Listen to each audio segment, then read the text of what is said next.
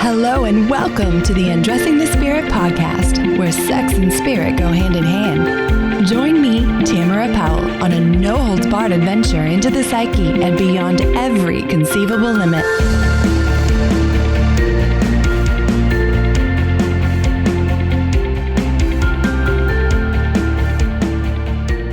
Welcome to episode 26 of Undressing the Spirit. I'm your host, Tamara Powell, and today's guest is a woman who is very quickly developing a cult-like following on social media, and for good reason. Her positive vibes are so infectious, she's earned herself the nickname Espino.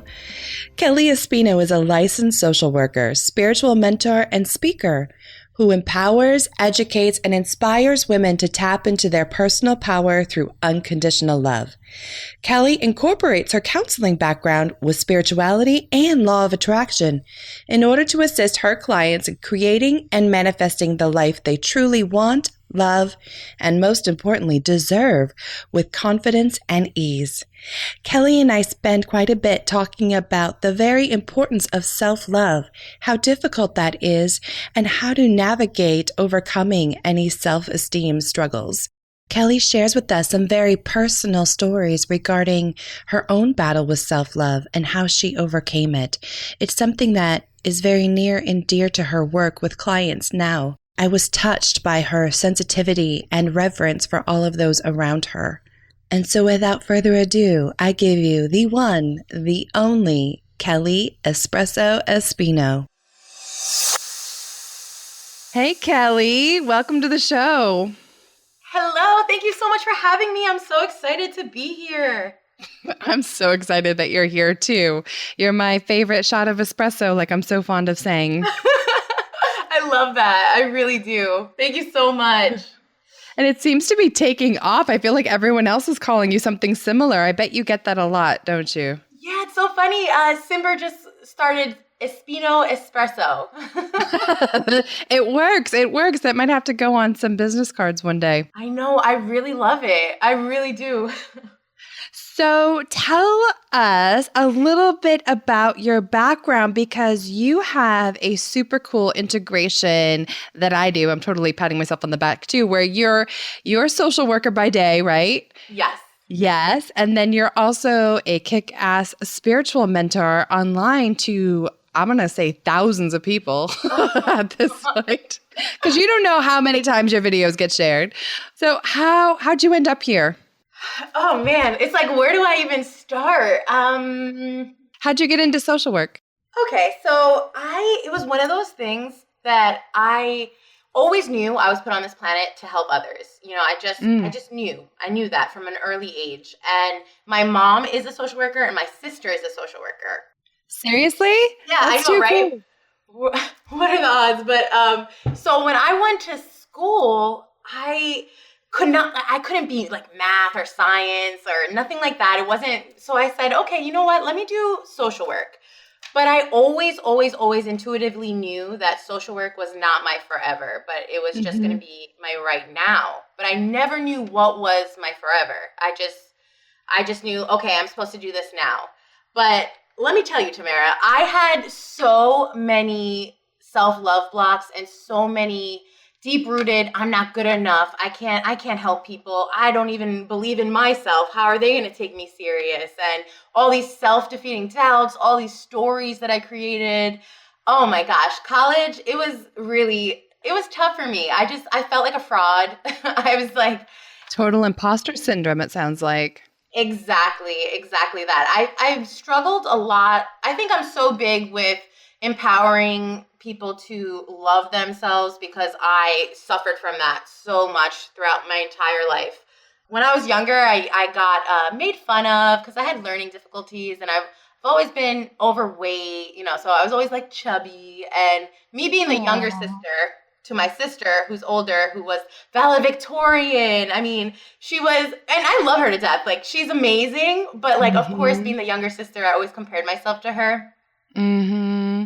And then you already know with society and like how society is, and just, So I talk about low self-esteem. I had so much insecurities, and it's funny because I've always come across very confident, but it was like I was extraing it. I was overcompensating because I felt so insecure, really, to be honest.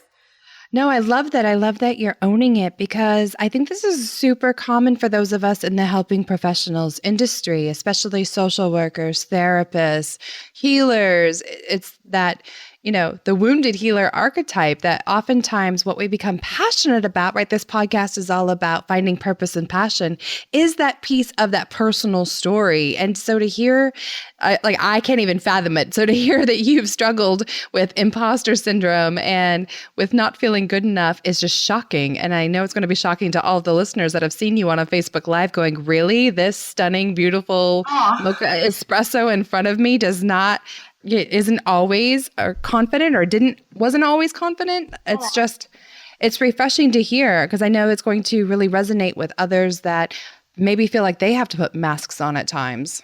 I really appreciate that. I really do, Tamara. And it's funny that you said that because, right. The Kelly you see now, I've gone through a lot of spiritual development, personal development. But back then, when I was in my college years, so what is a college student? And keep in mind, I'm Cuban. So I was raised like locked up. They won't let me out, like 10 o'clock curfew. I wasn't really allowed out. So when I went to college, I was out of the house. And I was insecure. I didn't know what I wanted to do with my life. I just felt like, yeah, social work was right now, but I always just knew it wasn't my forever. And I just, what does a college student who's insecure and doesn't have direction do? And that is, I totally started drinking and drugging. Luckily, I did not get hooked on any hard drugs or anything like that, luckily, but I did abuse marijuana. And that actually bit me in the ass when I graduated my undergrad because I actually got arrested. What? Not yeah, I you. know, right? Everyone's always like, what? Like this cute little sweet innocent thing. I can't picture that. Yeah, a lot of people tell me that. It's, oh my gosh, now I can talk about this, but Tamara, let me tell you, when I was 20, I believe, or 21, and I never got in trouble before, let alone by the law, and I was going to get my master's, and then I was freaking out because I'm like, oh my gosh, background checks, what if this whole one decision ruins my whole entire schooling? And then going back to my culture, my mom, I've never seen my mom cry before. She was heartbroken. She's like, I failed you as a mother. Oh my gosh. Yeah, tell me about it. It was beyond, I couldn't talk about it for a good year and a half because I had so much shame. And then during that time, it was such a law of attraction experience because I was down and I was negative, and of course that I attracted a very the most toxic relationship I've ever been in, really toxic. Really? Yeah, which makes a lot of sense now that I'm aware of law of attraction. I'm like, sure. Oh my gosh, yeah, exactly. So it was a really toxic relationship, and with that, how long did it last? It lasted way too long, which I think was 7 months, I believe, 6 or 7 months. Okay. But in that time period, it was we got into a head-on, a horrible accident. We got into a fight once. It was just really bad, really bad. But then getting out of that relationship, I learned such a valuable soul lesson, which was, Kelly, you need to love yourself, because if you loved yourself, you would never have been in this toxic relationship. You would never have even attracted it in the first place. You wouldn't have been matching his frequency at all. And you wouldn't have stayed so long if you loved yourself. So it totally changed my world. It rocked my world. It made me learn that I had to go on a self-love journey, hands down, 100%. So this is when you're still an undergrad or fresh out of undergrad? Fresh out of undergrad. It was during, I was going to get my master's. So it was during that time. Yeah. So 2 years in a grad program for master's in social work, right? 1 year. Yeah, it was accelerated. 1 year. Mm-hmm. Oh, of course you were. Get it, girl. Nice. And are you licensed now? Yes, I'm a licensed social worker. Yeah. Badass. Because, not everyone, I ask that because not everyone chooses to go on to achieve licensure because you can work without it. It's just not nearly as fun, in my opinion. So I know that social work is not your forever, but who do you work with in your day job? Like what type of population? I work with families that are at risk of having their children removed from the state. So I Wow. come in and I work with the parents to work with the family to lessen their risk. So I'm an in-home Mm-hmm. therapist. And then I also do it's called foster care program. I go in and I work with teens and children, and I do one-on-one in-home counseling with that as well. That is so powerful. And as a fellow therapist, my heart and hat are both off to you because I cannot even imagine. In fact, you have to, as I'm always so fond of saying, like, know your role, stay in your lane. That is not my lane. I worked with several children. Usually the ones that come to see me have gender identity issues, right? But before that, when I thought, yeah, sure, maybe I can do the family thing, it was so hard. I don't know about you, but to make progress with the munchkin and then send them back into the system, right? That was causing the issues, in my opinion, in the first place. And my heart couldn't take it. I was like, this is not my lane. Whew, yeah. Yeah. I my hat off to you, Tamara. I don't know how you do what you do, but it's so amazing. So I have to give it to you. Oh, thank you. I really do. You inspired me from the moment I locked eyes on you, like on your video. I was like, this woman is amazing. Nice. I will take that. So when did you first start waking up to, hey, maybe I want to move towards spiritual mentorship? How did that subtle pendulum, and maybe it wasn't subtle for you, but how did that pendulum start to swing? Well, it actually happened because I did my first online business, which was called Kellspirations. And when I started I that, love that name. oh, thank you. I do too, but now it's associated with something that I was not in alignment with. So it's like, I don't Sure. even feel connected to that name anymore, but I did love it. But so, yeah, so it was, I hired this like kick-ass business coach, and because I have no business experience, so I didn't even know where to even start with that. Yeah, they don't teach us that in grad school for counseling and social work. Exactly. So it wasn't completely me. It was empowering people to help them with their confidence and really just empower and inspire them. That was basically the core of Kellspirations through mindset techniques and confidence boosting techniques. But even as I'm speaking about it, like, can't you hear it in my vibration, my Yeah, energy? it's not you. Yeah, exactly. Exactly. And what was missing was my spirituality. So Mm. I remember being with my business coach, like doing a Zoom call, and she was just making me feel horrible. She was just like, but she was doing what a coach should be doing. She was just like, Kelly, I don't want to be your expensive hobby. Like, you need to start making money. Damn. Yeah. But she wasn't spiritual. Yeah, she did some mindset techniques, but I just felt like she couldn't understand me and I couldn't understand her, and something was missing. And Tamara, honestly, one of my biggest things so far in my life has been like this identity crisis. I was just like, I knew I was put on this planet for a reason and that it was big. I just didn't know how. I didn't know how I was going to help people. And I was just like, I felt like I wanted to help. I just didn't know how. And I felt so lost. So And I'm going to dive into that a little bit deeper. I'm so sorry for cutting yeah, you off. Like, how did you know? How did you wake up to that? Because there's so many women right now listening to the two of us that go, yeah, I don't know either. How did you know that you weren't in alignment and that Kellspirations wasn't the thing and that the thing that was missing was spirituality? Like, that's a big question, I know, but how did that start pinging for you? yeah, no, I appreciate that question. And it's basically because I would look at like, I'm trying to create content, right? I was like Yeah. trying to create a program, and I literally looking at my laptop, nothing was coming to me. Nothing. Okay. Like, there was no inspiration, no creativity flowing. Like, I felt heaviness in my heart. Like, I felt heaviness in my heart. I had no motivation, no drive. I was procrastinating like it was my job. It was just, nothing was flowing easily. And when you're in alignment with what you're doing, yeah, don't get me wrong, there's resistance that comes up because you're stretching and you're up Sure. leveling, which is totally normal. But when it's to the point that it just does not feel good in any way, Mm-hmm. you're not in alignment. You know what I mean? I do. It sounds like the Kellspiration was going through too much perspiration in order to feel juicy about it.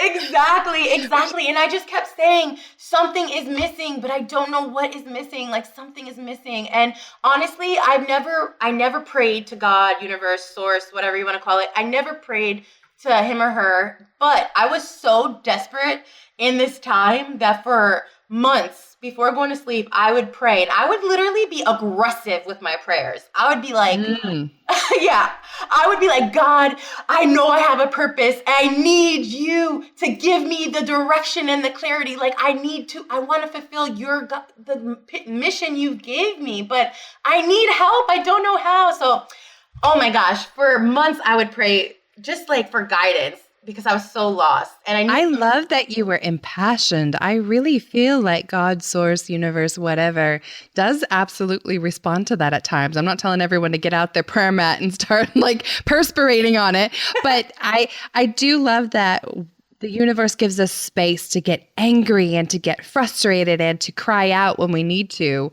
I don't think there's ever any judgment coming from the other side. Would you agree? I completely agree. And also because my intention was so pure. It wasn't like I was being like my intent was nasty. My intent was like, God, I want to help people. Like you made me help me help you. Yeah, exactly. Exactly that. So the intention was so pure that it got me very like almost demanding. I was almost demanding assistance. And with that, I attracted a guru to my life out of nowhere, literally out of thin air. And she has been teaching me spiritual laws and spiritual teachings. And she's helped me quiet that noise in my head, that confusion. And oh my gosh, it's just been so great. And it's all basically through prayers and through mantras and just her teaching. She's an incredible woman. And with that, somehow I got connected. I don't even know how. Who is she? You're going to have to give her a shout out. We call her Guru Mata. I have heard of her. Fantastic. I bet you some of the listeners will have too. Mm-hmm. Really? Yes. That's good. That means that she's doing it right. She's got a fan base going. Wow, that's awesome. That's so awesome. Yeah, I mean, she's terrific. And oh my gosh. And then somehow while working with her, I actually left the relationship I was in because it gave me clarity. And also I was added to a spiritual Facebook group. And because I was in a bunch of business groups that did not have the woo. They were just all business. And I started unfollowing them and deleting them because I did not feel comfortable in that space. Yeah, Facebook purges. I'm a big fan. Yeah, exactly.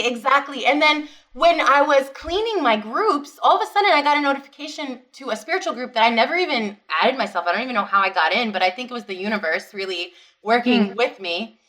And from there, I got connected to the Flussel tribe. Then I got connected to you. And then I got connected to this whole virtual spiritual realm of amazing, incredible souls. And it's been amazing. I love it. Yes, what Lorene calls the Woo Collective. I love it.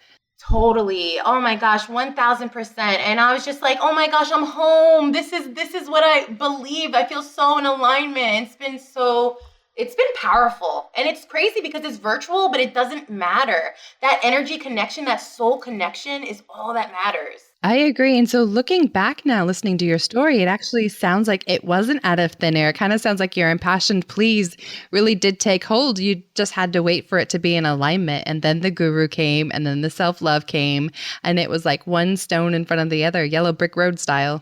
Yes, Tamara, you're so right. And like now looking back, it all happened for a reason. Like I was supposed to have Kellspirations so I could learn I had so many blocks. I had love blocks. I had money blocks. I needed healing. I needed to learn about the power of patience and surrendering to the universe. I needed to be more authentic. Like I've always been spiritual, but I never really tapped into spiritual gifts or, did like the cards and use spirituality as tools. So once I started opening up to that and law of attraction, I've been a law of attraction student for 10 years. So it's always been a core of me. So, but for Kellspirations, I didn't really shine with that. And I thought, well, I was comparing myself and what happens. That comparisonitis, man, it'll get you every time. Every time, Tamara, every time. So I'm here trying to fit in this, like conform with this this lane, and nothing feels right because it's not who I am at the core. So Yeah, you were not in your right lane either, sounds like. exactly. I was all the way in like, I don't even know what lane, but yeah. So now you're a licensed social worker. You have gotten more aligned. Suddenly, the law of attraction piece that you've been studying forever seems to really, the light bulbs are going off left and right. Yes. And you have really kicked up the self-love piece. Now, take us further into that. What did you experience on a personal level with the self-love that suddenly started helping heal those old wounds? I think it was really meditation and journaling. I think those two were really powerful in my healing of removing the self-love blocks, for sure. Yeah, because it opens the space for us to look at ourselves with non-judgment, which is huge. And so when you Exactly. were exploring your inner sanctum, what did you notice that needed healing in order to help you really be well-rounded and now be able to move into this spiritual mentorship? Because as we both know, we have to do the work first. And it sounds like you were doing some heavy duty work. And I'm just curious as to what was popping up for you. What was popping up? Honestly, it was just, you know what? It actually took me back to a time when I was in 5th grade, and I didn't realize this really affected my self-esteem, but I was meditating. It took me back to a time when I was reading out loud. I was 10, and it was the school, and in class when you Oh, read out loud yeah. and whatever. And I was having trouble reading, and the kids in the classroom were yelling out words because they were so frustrated in how slow I was reading. And Oh. it was like, and it would be simple words. I had this thing where I would put periods when there weren't periods. So I can see how it would be annoying, but when you're 10 and these kids are like yelling out the words, and I felt so insecure and I felt so stupid, and Which my just makes armpits it are sweating. worse. Yes. There's that perspiration thing again. Yeah, exactly. And when I was that age, I didn't realize the impact it had on me. But then when I was meditating, I'm like, I keep going back to this scene. It's so vivid in my mind that I'm like, wow, that must have affected my insecurity tremendously. When I hear your story, Kelly, I just instantly want to go hug that 10-year-old because who hasn't had a moment where you're sitting there completely self-conscious and it's like you're trying so hard to make it through and to get it right, but then it's almost like that anxiety tends to make it worse, 10 times worse. Exactly. And then that's where you feel, I'm not good enough. I'm not smart enough. I can't handle this. They're looking at me and they're judging me. You feel judged. You feel criticized. It's like, and you're 10. You don't know how to process that. No, and I love that you shared that because that is exactly the same thing that we now, even as businesswomen, experience in the whole idea of meditation or whatever your favorite form of spirituality is, of being able to get still with yourself and notice those patterns. Like those same themes were exactly what you were talking about at the top of our session together of the imposter syndrome and the self-love piece. So I love that you were able to tie it back and go, oh, I see. Yep. That was a thing for me for the last 20 years, not just the last 5. Totally. 1000%.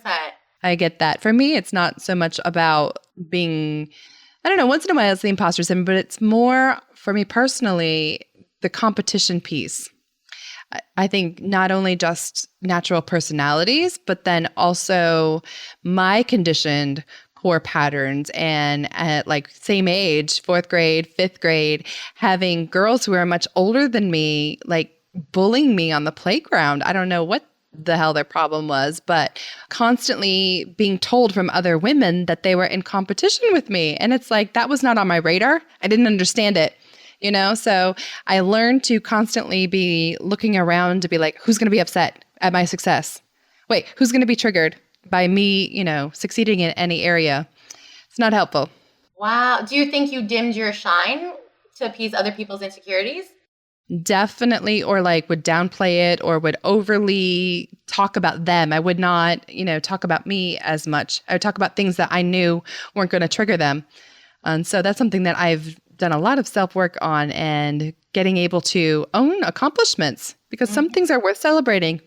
Totally. 1000%. I really can resonate with what you're saying as well. Totally. Thank you for sharing. Yeah. So for you now, having done the self-love piece and The law of attraction has now come full circle for you. And I know it's like your favorite thing to talk about. So let's move into this. How did you then make the jump into spiritual mentorship and tying all the pieces together for mostly women, but I'm sure I've seen some men follow you online as well. Yeah, honestly, it just came organically. It came organically. I have gotten my DNA activated to 28 strands, so that was really cool.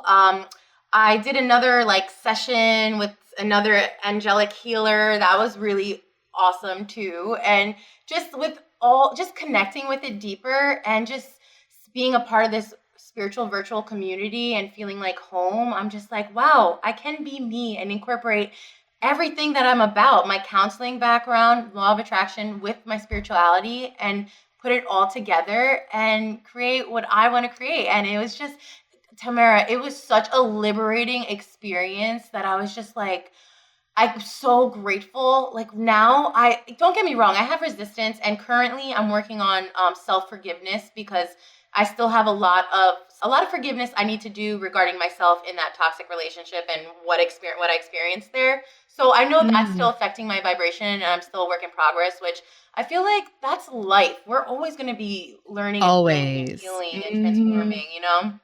Definitely. And I can feel you when I watch your Facebook lives. People are they're magnetized towards you. They love seeing your energy. I think you provide people a breath of fresh air in many ways. Like they may be struggling, feeling depressed, feeling anxious, and then they see you all giddy and peppy and happy. And it's like you really do give them their dose of, in this case, vitamin K in the morning. Oh my gosh, I love you.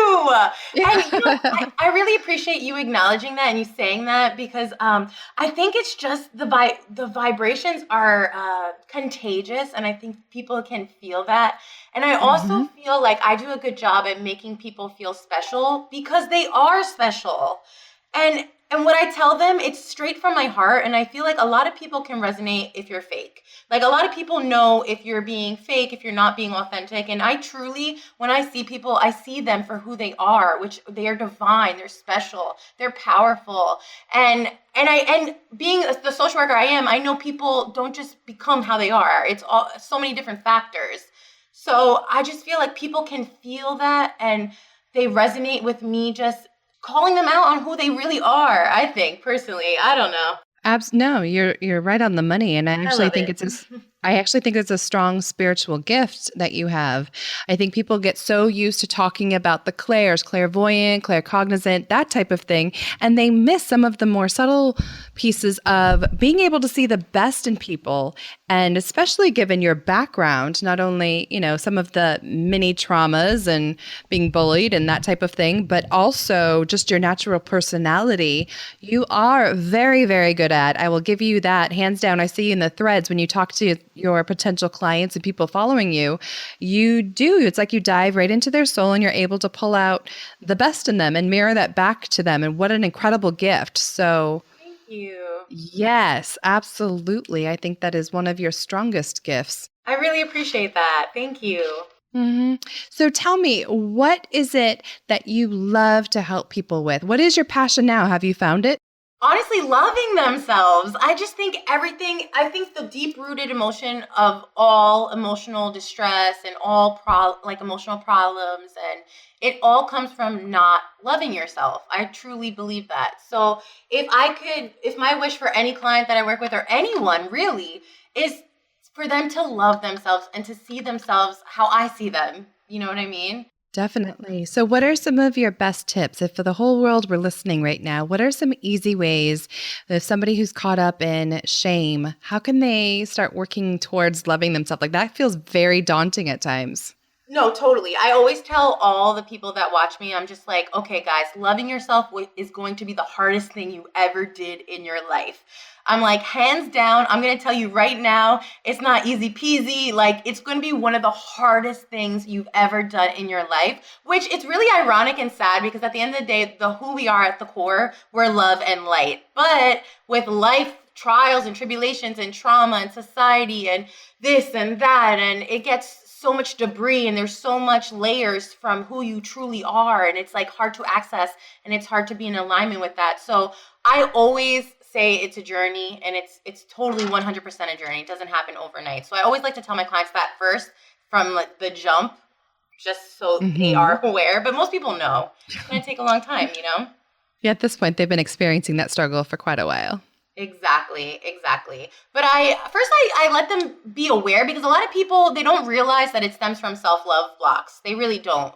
They'll say it's like their relationship or their job or, you know, whatever. They always put it on external factors. But then when I really break it down and like we dissect layer by layer, it really always comes down to them not feeling good enough, not worthy enough, not smart enough, not capable enough. Can they handle it? Are they creative enough? You know, they're not blank enough is always the core. So the first piece in anything is self-awareness, for them to be aware that they need to go on this self-love journey, that they need to work on loving themselves, and then also show them how loving yourself will literally change their entire life through the vibration they emit out, because love is the highest frequency. So then I educate them on law of attraction and how their energy of love can really help them create and manifest the life they truly want. Because I feel like it's so important to give them that background information to know what you're working towards, to keep you more motivated in it. You know what I mean? Definitely. So I've had several guests on that are also into the law of attraction. Can you give us just a really quick little breakdown on what that even is for you from your definition? Sure. I mean, I'll say it like super, super simple. How I view it, it's okay. The whole concept of like attracts like. So in terms of the energy first of all, we're all energy. That's science, fact. You know, energy cannot be created nor destroyed. We're all energy. We're energetic beings. Everything is energy. This pen, this laptop, you know, everything's energy. Okay. So the whole concept of like attracts like. So when your thoughts, your feelings, and your beliefs, they're the indication. They indicate your vibration, and your vibration is the frequency of energy you are emitting out to the universe, source, whatever you want to call it. And depending on the frequency, so if it's positive, you'll attract more positive experiences, connections, life-changing ideas, golden opportunities into your energetic field, so into your life, that is in the same vibrational match of your vibration, which again comes back to your thoughts, your feelings, and your beliefs, like the stories you tell yourself. How you're feeling is the number one indicator of what vibration you're putting out. So with that same concept, if it's negative, if it's some negative self-defeating thoughts, feelings, and beliefs, you're going to attract more negative in your life. For example, that whole quote, like, when it rains, it pours. Mm-hmm.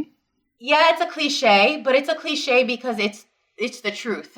You know what I mean?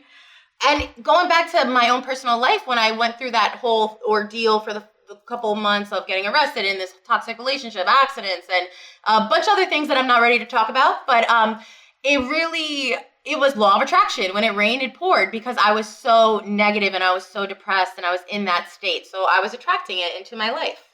I hear you. Thank you for that breakdown. What do you tell people because I know that you're a social worker, you still go into some pretty difficult situations. How do you help someone who feels like they are just chronically depressed? I love that you pointed them to their feelings, that that's a good place for them to take a quick inventory and notice where they're at.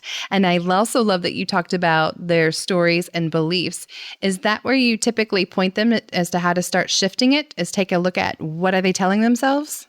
Yeah, that, as well as I tell them to name their depression, because the depression basically it's like the ego. It's not who they are. And a lot of people, when they're in that like soul crushing depression, that bone crushing depression, and they have no energy to do anything, they think their depression is them. But in reality, that depression is not them. The depression doesn't define them. They define themselves, but they've lived with the depression so long that they feel it's them. So I always try to educate them on, it's not you. Let's name your depression. Give your depression a name so they can kind of start dissociating themselves from the depression. Mm-hmm. Yeah, I feel like, do you do that with your clients too?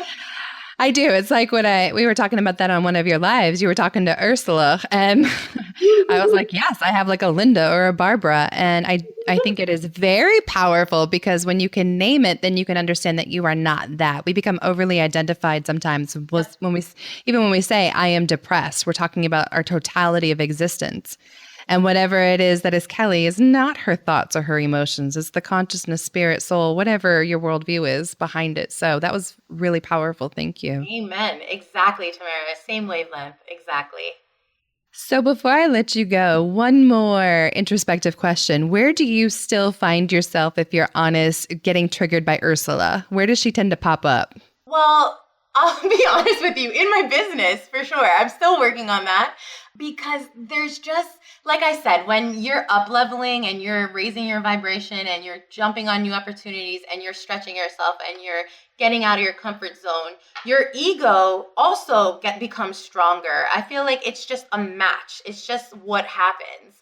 And I feel the bigger your purpose is, the more resistance you're going to feel because your ego is like, no, you're in danger. This is too much for you. Stop, go back, be safe. So, yeah, exactly. You're laughing because you know Yeah. exactly what I'm talking about.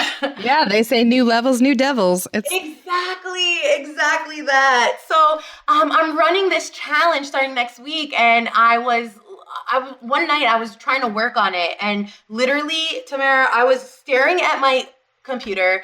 The laptop went dark because it was idle because I wasn't touching it because nothing was coming to me. And Right. I decided, I was like, okay, I'm going to hit the meditation pillow. I set the intention. I was like, guides, please provide me with creative divine inspiration for this challenge, blah, blah, blah. So I'm there meditating. And then all of a sudden, that relationship I had 5-6 years ago that was really toxic kept coming up. And I was like, at first I was shoving it down and I was just like, guys, like, come on, this is not what I asked for. This wasn't my intention. I wanted bliss, not this. Yes. Exactly. Oh my gosh, you're so good. I love when you do the rhyming things. It just works. Like, I don't do it on purpose, but yes. but you do it all the time and it works all the time. I'm like, Maybe wow, that's that one was of my good. spiritual gifts. I got the Dr. Seuss gift. I don't know. I love that. I love that. So initially I was shoving it down and I was kind of like, guys, like, what the hell? Basically, like, that wasn't my intention. And then I continued meditating and then it just hit me like a ton of bricks. And I'm just like, I just got it. I was like, okay, my intention was to get divine guidance regarding my business. But then this period of my life keeps popping up during meditation. So what that tells me is that in order to really show up powerfully in my business, in my purpose, expand and get the success that I want, then I'm going to have to heal and go through this block because I totally stuffed it down. I thought I released it, but I definitely didn't. So I need to work on the self-forgiveness because that is blocking. I feel like there's an undertone of my vibration that it's blocking me from really showing up really powerfully in my purpose. So I it was a love great, it. thank you. It was a great experience. I keep it real. I even shared that with my viewers. It was a great experience and it just showed me like, okay, I have to work on that. But so yeah, that's basically what I'm still working on. So, and if you really break it down, self-forgiveness stems from self-love again. So I'm still on the self-love journey. I mean, I've come a long way and I do feel comfortable enough to teach about it. But I'm still going through it as well. We're all one. We're all connected. It's going to be a journey for all of us. I agree. And I think it takes an enlightened person to say it's a journey. And I don't think we ever truly arrive at that destination where suddenly you are all love and light until we pass over to the other side. Yeah. I think Ursula will still rear her head here and there. And I think your guides are finally going, hallelujah, the girl's going to work on it. Totally. she's finally ready to release this relationship. It's about time. And you know what, Tamara? I totally agree with you. I think we're never going to get there until we actually like go home and we're not, on this physical planet anymore. But with that said, when you work on it, it's so much easier to catch yourself. It's so much easier to do the, like the coping skills and the healing work, the releasing, the checking yourself, doing an ego check, surrounding yourself with people that are going to help you with the processing it. And really, like, I feel like you're able to bounce back faster when you start really working on that self-love piece. You're so, so right, my dear. So, last question for you. When do you plan on leaving this day job of yours? I know that's got to be on your horizon somewhere. Yes, hopefully. I put it out there in the universe that it would be October 2017. So we'll see. Woo, that would be amazing. Totally. That really would. So hopefully. So, for listeners who are excited about this challenge that you're doing, is there a way for them to join you? Yeah, they would. I would love that. Actually, I'm actually running it in my new Facebook group, which I'm so excited about. Mm-hmm. It's called PVO, Positive Vibes Only, and it's a sisterhood, so it's only for women. But shout out to men, like there's no hate, Yes, no we hate love at you too. all. But I just feel like when women are with women, well, Tamara, like Yes. when women are with women, they share things that they would not share if men were in the group. And it's true for them as well. So Exactly. that's the way it works. Exactly. But yeah, I just started this group a couple days ago, and we're one away from 111, and I'm so excited because angel numbers, Mm-hmm. and it's just been really great. So the mission of the group is just to really cultivate this sisterhood where we can all empower and motivate and inspire each other, and we can grow individually and together, and we can heal and we can transform, and it's just such a beautiful, beautiful space, and I'm just so proud to be a part of it. I love it. And I adore you. Thank you so much, Espino Espresso. Oh, thank you, Tamara. Oh my gosh, you blow my mind. You are just so inspiring, and I'm in love with you. I really am.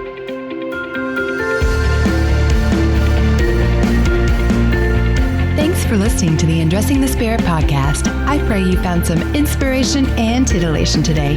As always, I am forever grateful for 5-star reviews, comments, and subscriptions on iTunes and anywhere else you may be listening to this broadcast. Please note the information provided is not meant to convey professional, psychological, or medical advice. If you could use such services, I highly recommend seeking them out from someone you trust. To get in touch with me personally, please check out ariatherapy.com or talesfromatrapezoid.com. Until next time, everyone.